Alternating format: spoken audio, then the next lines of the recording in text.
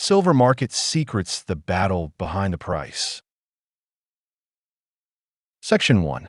A major shock in the silver market. Something unusual happened in the silver market on the night of Thanksgiving.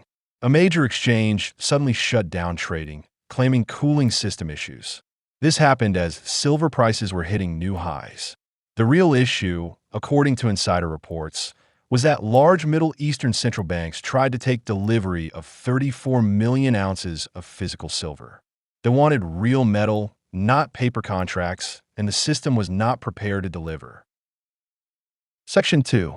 The paper system versus physical silver. Much of today's silver trading is based on paper contracts instead of actual metal. When banks cannot deliver physical silver, it exposes weaknesses in the system.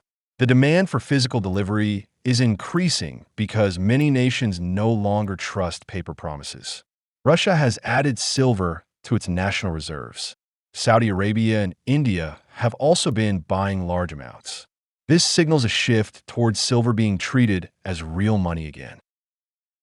Section 3. Why this matters today. The world is using more silver than ever. Solar panels, electric vehicles, electronics, and defense systems all require large amounts of silver. For several years, demand has been higher than supply.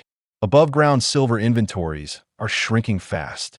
Deliverable silver at major exchanges is near record lows. When supply is tight and demand grows, shortages can appear quickly. Section 4. The role of major banks. One of the world's largest financial institutions holds a huge amount of physical silver, but also holds large short positions in silver futures. This means they own physical metal, but are also betting against rising prices. If silver rises sharply, the bank could gain on physical holdings but lose on short positions.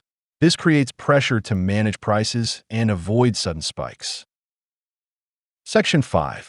A weakening dollar system. Several nations are reducing their use of the dollar for international trade. Countries in Asia, the Middle East, and South America are turning to other currencies because U.S. government deficits and rising interest costs raise concerns about long-term stability.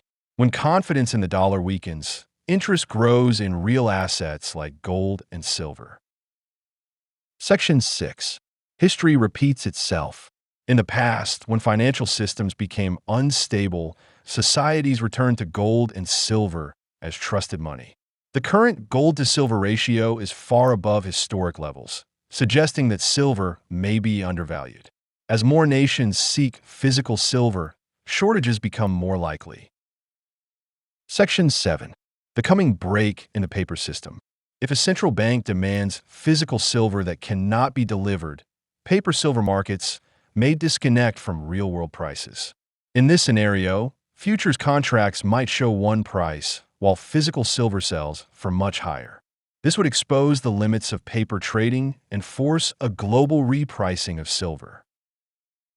Section 8. Growing pressure in the physical market. Premiums for real silver are rising in many countries. Industrial users are paying more to secure supply.